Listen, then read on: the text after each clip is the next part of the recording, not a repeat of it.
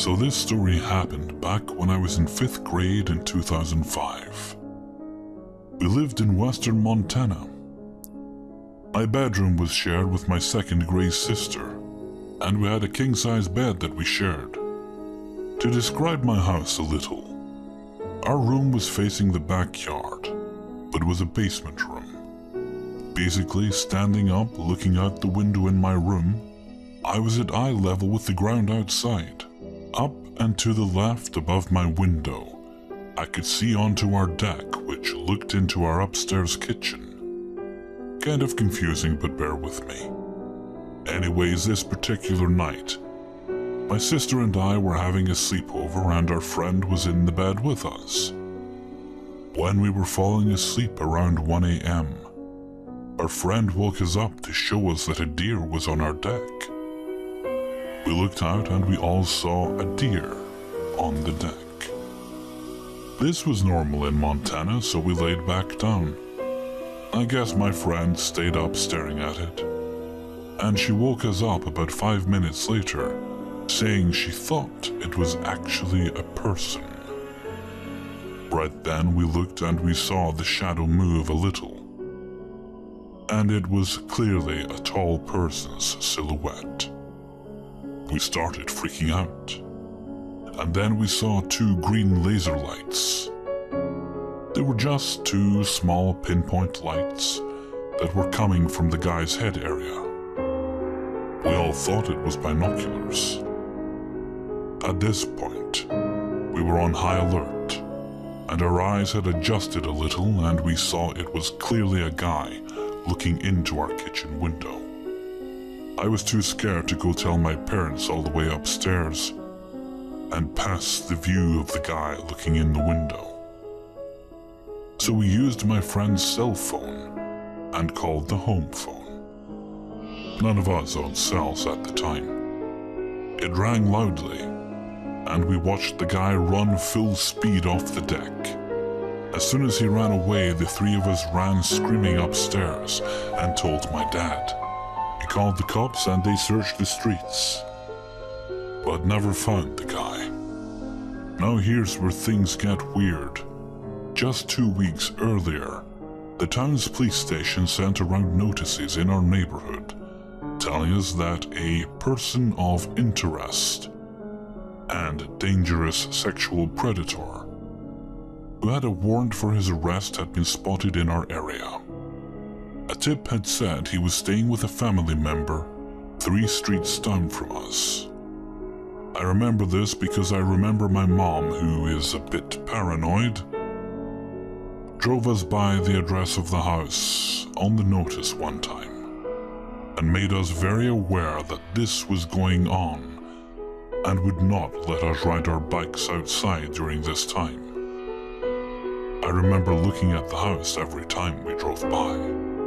Turns out, maybe 2 or 3 months later, this same man was apprehended for the kidnappings and abuse and murders of 2 children and killing their family in Coeur d'Alene, Idaho, only 2-ish hours away from my house. In some of his interrogations, he confessed to stalking the kids by watching their homes at night with, what? Night vision goggles. The same green lights we saw that night. I also at one time found some obscure website that had some of his writings where he discussed living in Montana at various times, and discussed that right before killing this family, he was searching for children to kidnap. We were the same ages as the kids he kidnapped. Disclaimer: I have no proof that he was the person looking in our window, but the evidence all adds up for me, down to the timeline and area I lived in at the time. I won't go into the whole detail of his crimes. They are all over the news and you can read all about them. I've researched this guy in depth, and he was a sick motherfucker. He has alleged encrypted diaries of his crimes and filmed the tortures he committed. So I consider myself blessed. Hopefully he stays locked up so I never have to meet him. 2. So I just turned 16 exactly 3 weeks ago. But I have this weird habit of rounding up my age months before my birthday, meaning I've been saying I'm 16 for a few months now. I like to spend a lot of my time at the local library. I'm homeschooled with 3 siblings, so it's pretty much the only chance I have to do my work in a quiet, neat place. About the beginning of this last summer, I noticed some guy was at the library every single time I was. At first I thought nothing of it, as there's plenty of people I've noticed coming to the library regularly. But one day, I noticed something way off. I had finished all my schoolwork for the year, and was just dicking around playing games on one of the library computers, when I noticed the same guy sitting 2 computers down from me. I smiled and nodded at him, then continued my game. The internet on my computer started going off, however, so I switched over to the other side of the computer desk and logged onto that one. Lo and behold, creepy guy, who I'll refer to as CG from here on out, switched over to the other side as well, sitting right next to me and staring at my computer screen as if I was blind and wouldn't notice. I immediately got a bad feel about this scoob and texted my mom to tell her I'd be stopping by the pharmacy next door to pick up her prescriptions for her, just so I'd have an excuse to leave. Apparently though, CG wasn't done yet and followed me outside. He stopped me right outside the library and asked me for my name and how old I was. I told him I'm Hamming and 16 years old. He informs me that his name is Jonathan and he's 46. He then proceeds to tell me that I'm one good-looking 16-year-old and walk away. This dude looks about as stereotypical meth user as you can get. Scruffy beard, gel-spiked hair, dirty band t-shirt, and ripped-up cargo shorts. So I just figured he was your run-of-the-mill creep. The next day, I had a writers group meeting at the very same library. So I left my house and started walking for it. I'll spare you the tedious details, but halfway through my walk, I noticed CG following behind me on a bike. I was creeped out, but I didn't want to seem crazy and I simply chalked it up to him walking the same way as me. To be sure, I ended up taking 2 right turns, both of which he followed. I was officially bugged out, so I turned onto our town's main road, which led straight to the library. He followed me the entire 3/4 of a mile there.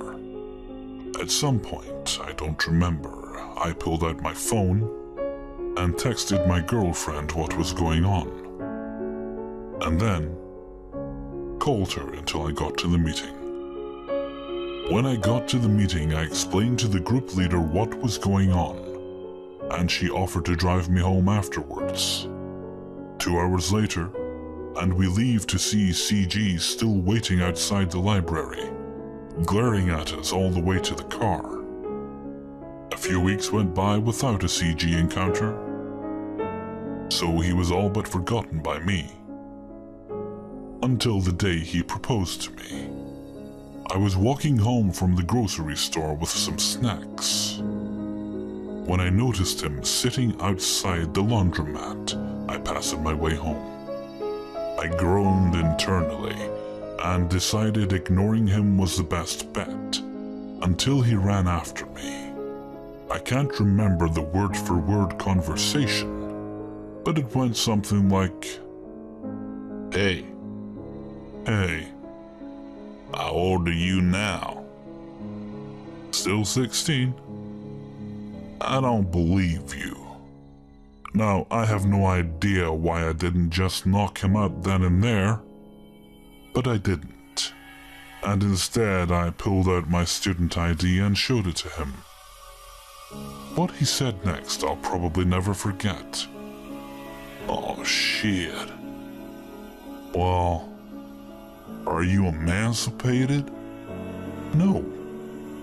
You should get emancipated. Why?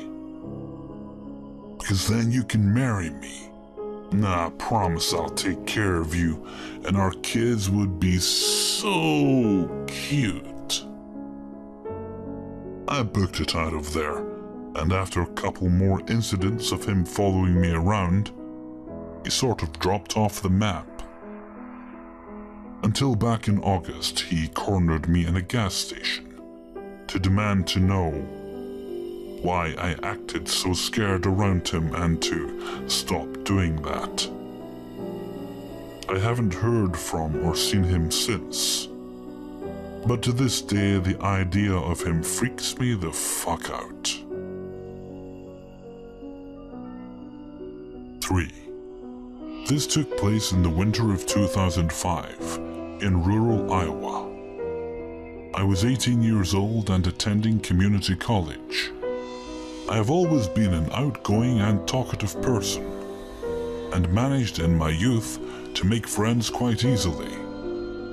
Carrie and I met when we were seated beside each other in math class. We were both enrolled in. We weren't automatically friends, because she was a divorced single mom of 2 small boys, and she was in her late 20s. I was a teenager, just out of high school, still living with my grandparents. We just didn't have a lot in common on the surface, and she was usually quiet and just did her work. One day I had a bad case of the hiccups. I don't know how long I had been hiccuping for, but I distinctly remember grumbling and being pretty pissed off because 1, I fucking hate math, and 2, I fucking hate hiccups. I faintly realized that I was expressing my displeasure with my situation louder than I had thought when I felt Carrie's eyes on me. I looked up from my desk and said, what? She smiled and started asking me all kinds of questions about my hiccups. Did they hurt? Was it a sharp pain or dull? Was it pissing me off? What did it sound like?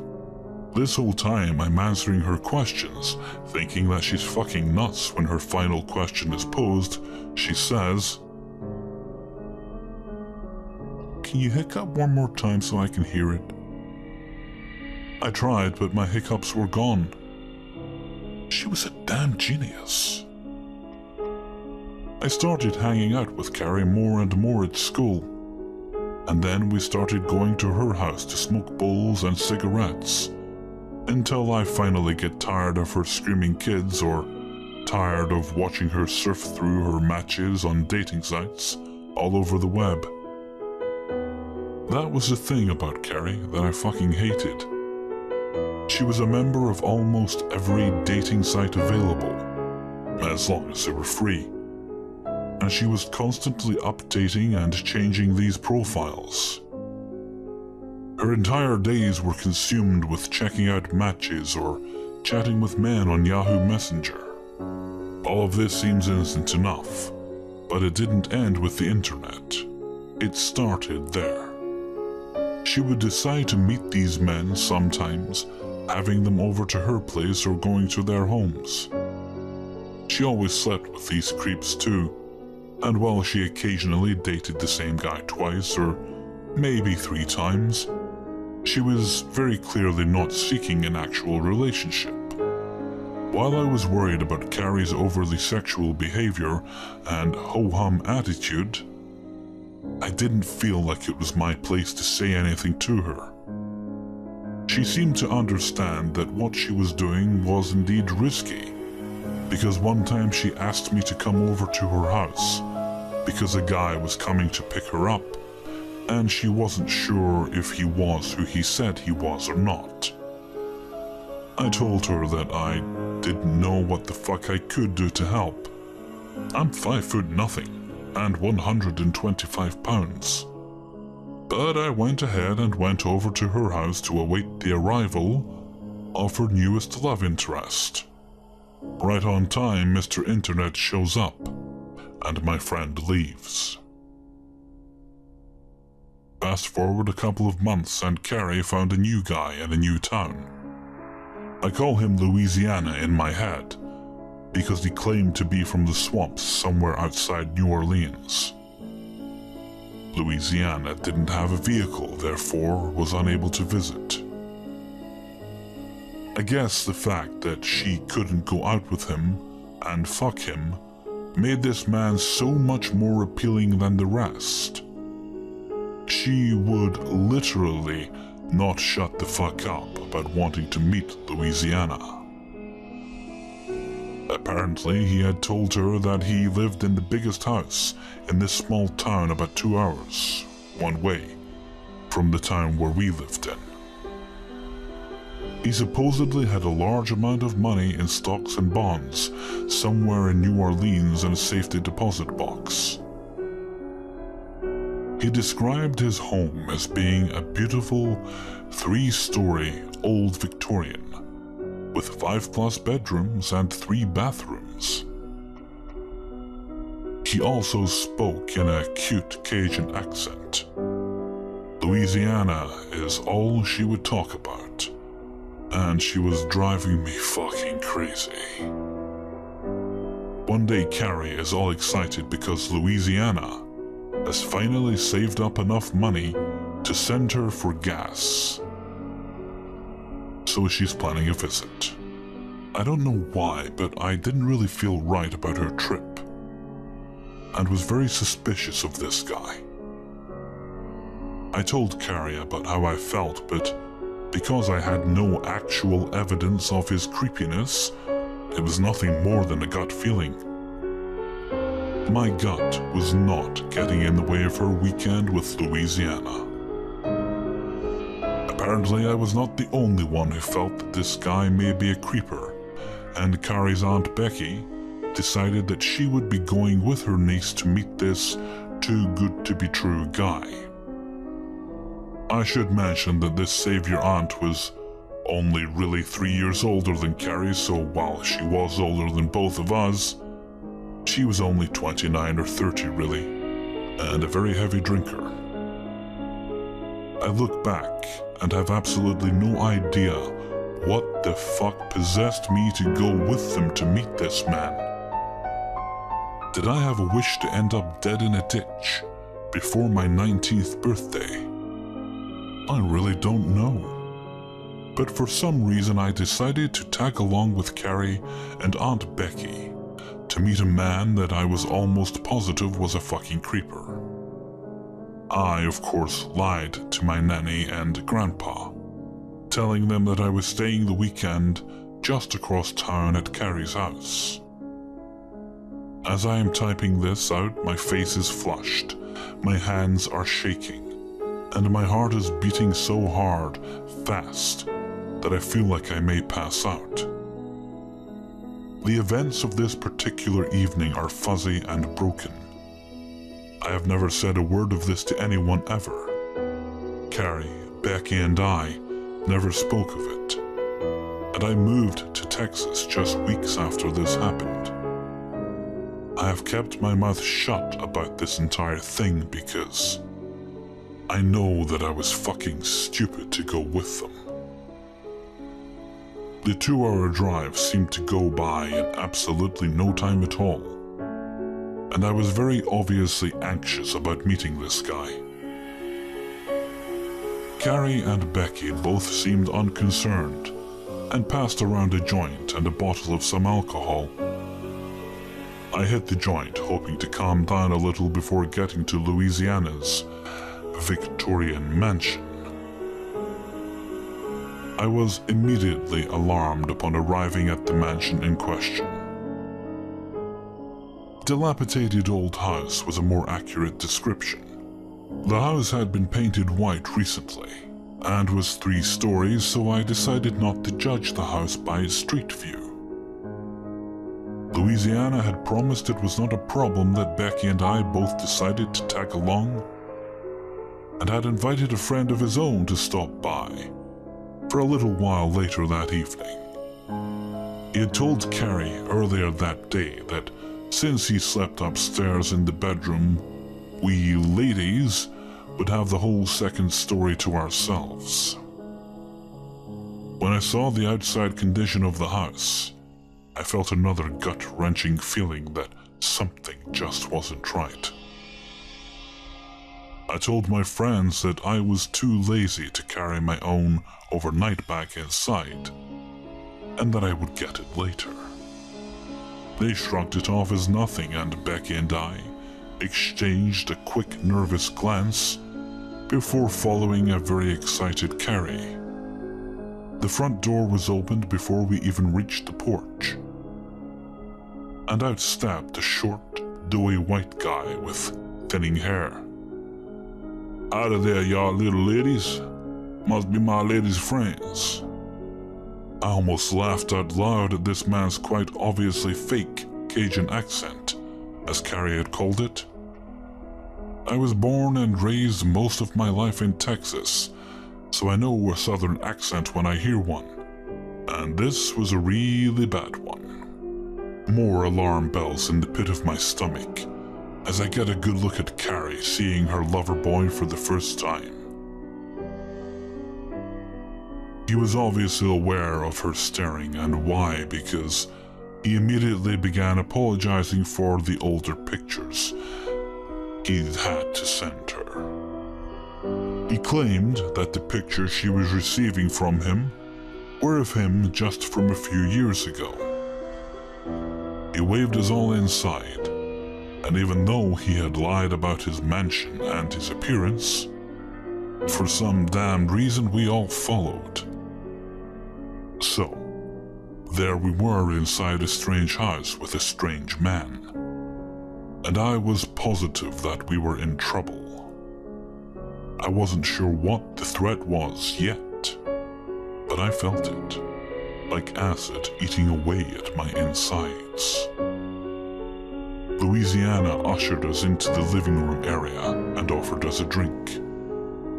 He was very insistent that we have something, anything to drink. We all declined, but decided instead to smoke a bowl and let Carrie and Louisiana talk a little. I was listening to every single thing he said and kept looking at him, even though I never contributed to the conversation between him and my friend. I was listening to him describe his life, born and raised Southern gentleman, and wondering to myself if he had ever even visited a state below Missouri. He seemed to spew bullshit, but my friend was oblivious to the lies over everything as simple as the weather in the southern states to the pronunciation of a typical southern word. I decided to ask for a tour of the house, and he seemed to be irritated with me for asking, but when Carrie insisted, he reluctantly decided to give us a very quick tour.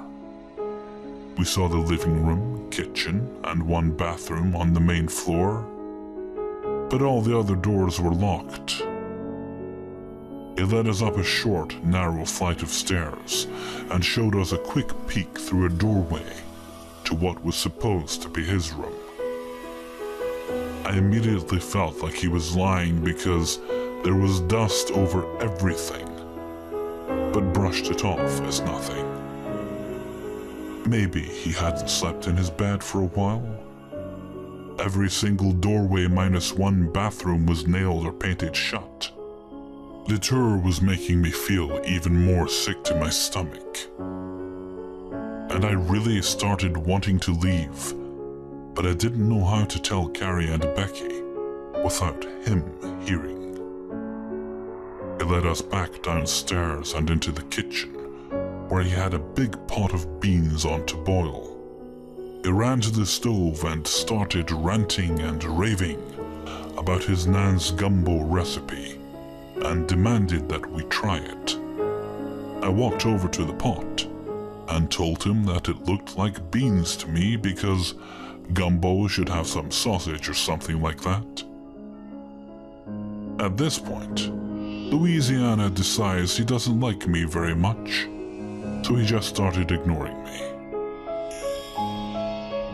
About an hour goes by and his friend shows up, looking all sorts of creepy.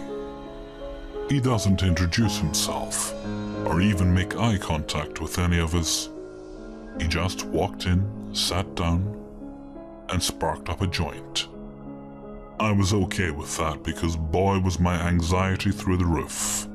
I could tell that Louisiana, Carrie, and Becky were all getting tired of my excessive questions.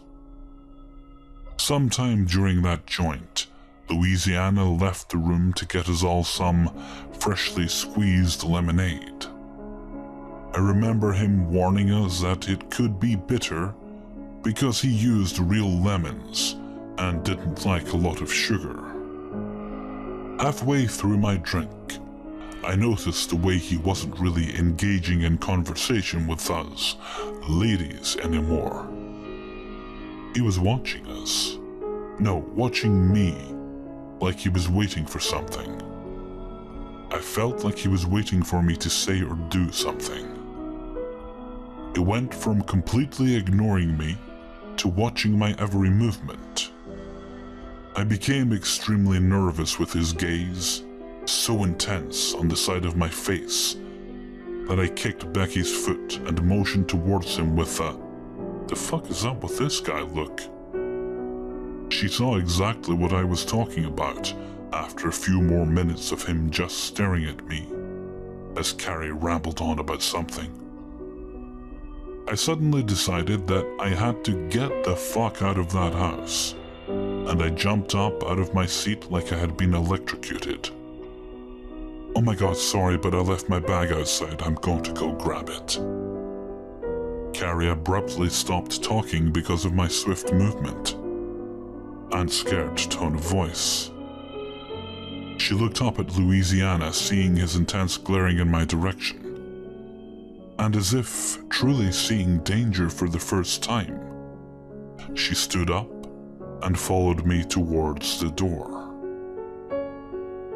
I quickly and quietly whispered to her that I had to leave. I told her that I wasn't feeling well and wanted to go home. I started out the door with Becky and Carrie following close behind. I will never forget walking away from that house and that man. I was terrified he was going to follow us. He was asking where we were going, and Becky threw him some lame answer about going to the convenience store and that we would be right back. I'm honestly not sure what it was that made both Carrie and Becky blindly follow me out of that house. Like I said before, he hadn't left us alone together, so I couldn't express my fears to them verbally. They had both seemed irritated with my excessively questioning him. I don't ever remember asking them why they believed me when I said I had to go. Maybe they both felt it too. His sinister stare as if trying to incinerate me with his eyes. We were almost 20 minutes away when whatever he had been waiting on took effect. I started hallucinating and felt oddly sedated, not connected to my body. My speech became slurred, and I drifted in and out of consciousness for the rest of the way home.